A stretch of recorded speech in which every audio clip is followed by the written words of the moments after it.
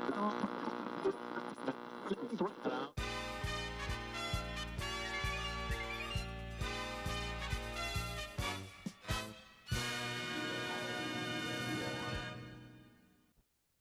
Mempum, welcome back to yet another episode of Midweek Update. Today is Wednesday, March 27th, Day 4. Please rise for the pledge. I pledge allegiance to the flag of the United States of America and to the republic for which it stands, one nation, under God, indivisible, with liberty and justice for all. Happy Wednesday, Pirates. I keep forgetting it isn't Friday, but since it's Wednesday, we're here with a new installation of Midweek Update. Only we are giving you a little remix of your morning announcements combined with a typical Midweek Update. To get us started, let's take a look at more big events going on around the world. Yesterday morning, the Francis Scott Key Bridge in Baltimore collapsed after a cargo ship collided with one of the bridge's two center pylons at 1:28 a.m. A statement from the ship's owner stated that there were no injuries aboard. Rescue teams have been dispatched to the scene. We were able to remove 2 people from the water. One individual refused service and refused transport. Essentially, that person was not injured. However, there was another individual that's been transported to a local trauma center that is in very serious condition. Search and rescue efforts are still ongoing. Maryland Governor Wes Moore has declared a state of emergency. Meanwhile, the exact cause of the crash is still unknown. There is absolutely no indication that there's any terrorism, that this was done on purpose. Our criminal intel is working with the FBI and other federal and state agencies to get all the intel that we have, but there's absolutely no indication that it was intentional. CNN reports that an investigation into the cause of the accident will be conducted after rescue efforts are complete. Our thoughts and prayers are with the people of Baltimore, Maryland. Here at B&B, we really brought our news national. We're even bringing you stories from the other side of the country. In today's episode, we take a look at a sustainable, eco-friendly business in California, a jewelry store with a unique perspective on jewelry design, and a new edition of Clubhub, which puts the spotlight on We Mean Green this week. This and more on this week's Midweek Update. I'm Jake Manno. And I'm Anthony Ciuffo, and welcome back to the Midweek Update, the B&B show that brings you to the closer to the people and places in and around the Neptune community. Anthony, are you excited for the extended weekend? Yes. I mean, many people are excited for Easter, so happy Easter if you celebrate. But honestly, I'm just hoping the weather's nice. It seems like the sun has not been there in the past couple of days. Speaking of the sun, did you hear that there's going to be a total solar eclipse this year? Didn't we just have a solar eclipse a few years ago? Well, more than a few years ago. The last time this occurred was in 2017. On April 8th, we'll be able to say that we lived through a second total solar eclipse. That's great, but I still can't get over the fact that 2017 was 7 years ago. Time has really flown. I agree. The fact that it's already the end of the third marking quarter is crazy to me. I know. I may need to take a second to take that in. Well, in the meantime, let's send it over to Christina Pena with more. Less than 40 days. You heard that right. That's the amount of time remaining in the 2023-2024 academic year here at Mepham High School. As the third quarter comes to a close today, we meet the home stretch of yet another successful year.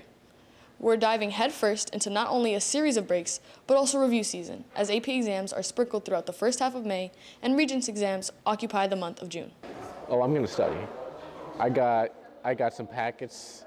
I got a lot of review coming up for my next couple of classes, for the classes I need it for, and I'm going to get ready. And in just a few short months, I'll be a junior. I never thought becoming an upperclassman would come so quickly. As for my senior friends, I have some straightforward advice to make sure you close out your high school career with a bang. Make good choices. For B&B, I'm Christina Pena. I have to say, I'm a little nervous about the end of this year since it means we're almost seniors. Why does it make you nervous? Well, it makes me feel like I'm kind of growing up a little too fast. I mean, everyone says that, and it is true, but that's part of growing up in life. You just need to learn to enjoy every moment you have. You absolutely have to live in the moment every day.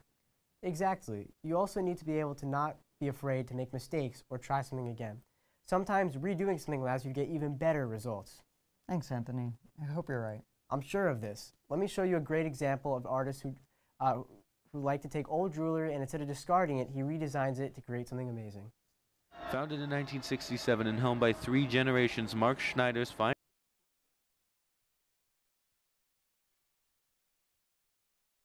Founded in 1967 and held by 3 generations, Mark Schneider's fine jewelry has taken the utmost care in breathing new life into their customers' most treasured belongings.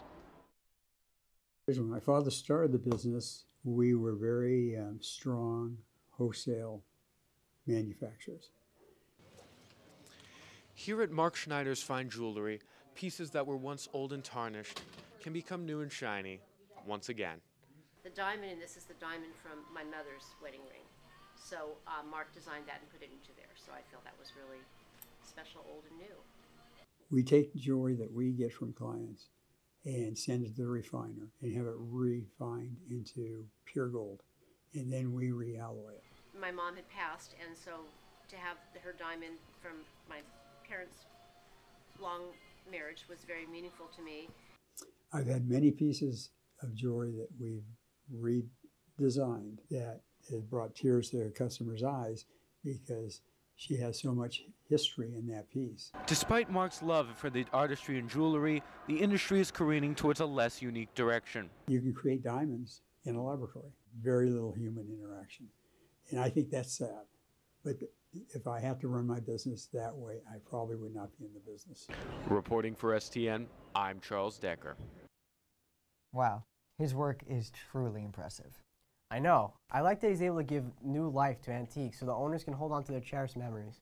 Do you realize we're making cherished memories right now? Maybe, but we can make even more if you join a club with me. Clubs are a great way to make new friends and bond with one another. What kind of clubs are there even here at Mepham? That's a great question. Let's see if Ryan knows anything about clubs.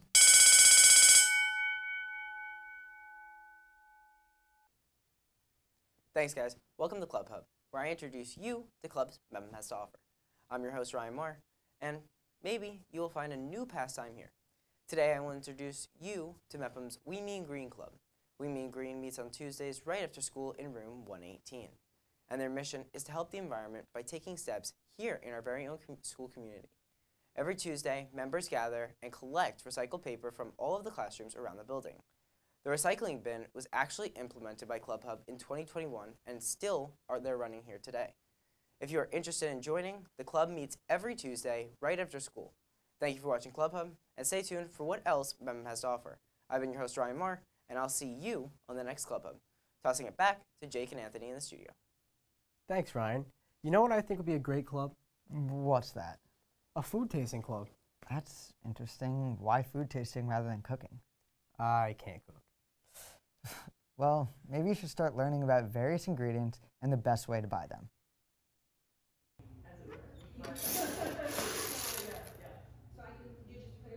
Less waste, zero suffering, more good. I would love to say these are my words, but they are actually sourced straight from Ethically's website, a local sustainable market in Long Beach, California, with a great mission. So the goal of our shop is to help the community transition to a package-free vegan lifestyle and to transform our food system from within our community. It's like giving and take in a balanced way, not just take or not just give. You may think the individual impact of a store like Ethically may seem small, but with the culmination of a worldwide effort, we can hope to make a bigger impact. When we're thinking about like global plastic pollution, about 47% of the plastic that is generated, that is clogging our waterways, that is destroying the planet, 47% of that is just coming from plastic packaging. So by minimizing plastic pollution, we're doing a lot to address that problem. The killing of animals unnecessarily and allowing their torture is fundamentally wrong. Yeah, if you're thinking about it as just you changing your individual habits, yeah, there's not a lot that you can do as an individual. We have to make a change by grasping that power ourselves and doing something different and realizing our agency in fighting these problems. For STN, I'm Sid Elisetti. That was truly inspiring. It changes my whole outlook on how we shop. How we should shop is really all together. We should work like a team and work together. You know what else requires teamwork? A team? I was going more for a sports team, but I guess that works. I'm glad you said that, because there's a lot going on in Mepham sports right now. Let's send it over to Makayla Dobby with more.